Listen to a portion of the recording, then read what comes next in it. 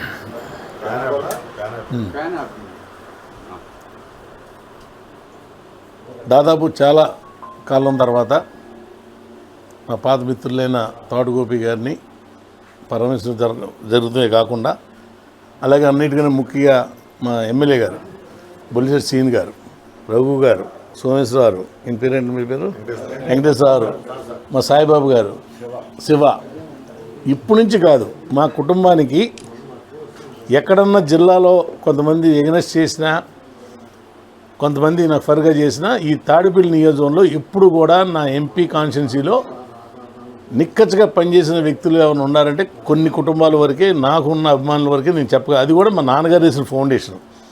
ఆనాడు ఈలవలక్ష్మి గారు ఎలక్షన్కి వచ్చినప్పుడు పోలీసులతో దెబ్బలు తిన్నాం, 32 ఓట్లతో రీకౌంటింగ్ చెప్పేటప్పటికి మళ్ళీ 20 ఓట్లతో గెలిపించుకున్నాం.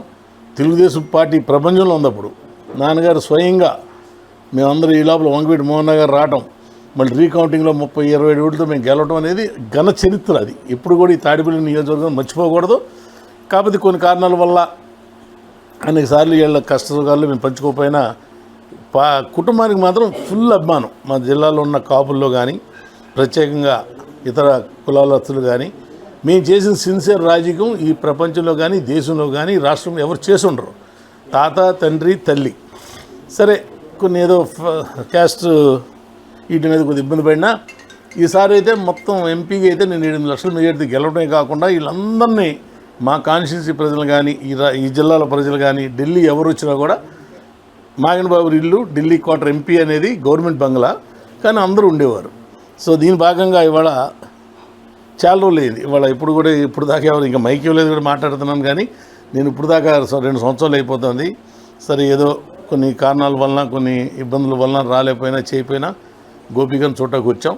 సరే అన్నిటికన్నా అందరూ కూడా ఎమ్మెల్యే గారు కూడా ఆయన ఫోజులు కొట్టే మనిషి కాదు.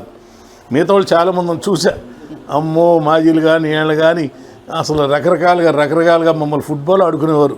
నన్ను కానీ మాకు అప్పుడు కాంగ్రెస్ పార్టీలో ఉన్నప్పుడు మేము ఇబ్బందులు పడ్డాం. ఇవన్నీ ఎందుకు కానీ అవన్నీ సరే ఎవరున్నా లేకపోయినా వాళ్ళ కూటమి ప్రభుత్వంలో అందరూ గెలవడమే కాకుండా జనసేన అభ్యర్థులు మాత్రం 100% స్ట్రైక్ రేట్ కొట్టారు. అది చాలా అదృష్టంగా భావిస్తున్నాం. మా పార్టీకి సపోర్టు, మేము వాళ్ళకి సపోర్టుగా ఉంటా. బీజేపీ సహకారంతో రాష్ట్రాన్ని అభివృద్ధి చేయడమే కాకుండా చాలా కార్యక్రమాలు చేయాలి. ఇప్పటికే చాలా మందికి కేంద్ర మంత్రి వర్మ గారు కానీ, రఘురామరాజు గారు కానీ, జనసేన ఎమ్మెల్యేలు కానీ, తెలుగుదేశం పార్టీ మంత్రులు కానీ చేయగలుగుతున్నాం. ఏదో కొంతవరకు చెప్తూ ఉంటారు, కానీ ముందుగా అందరు రాష్ట్ర జిల్లా ప్రజలు కానీ మీ తాడిపల్లి అందరికీ happy Christmas, happy new year, happy pongal. అన్ని రకాలుగా బాగుండాలని రాష్ట్రానికి చంద్రబాబు గారి నాయకత్వంలో, లోకేష్ గారి నాయకత్వంలో, పవన్ కళ్యాణ్ గారి నాయకత్వంలో ప్రతి ఈవెంట్ ఎంత బాగుంటుందంటే అయింది. మన క్రికెట్ ప్లేస్ని తీసుకొచ్చి వాళ్ళు ఇంటికి ముందు వెళ్ళే ముందుకే వాళ్ళ ఇంటికి సామాన్లు పంపించడం,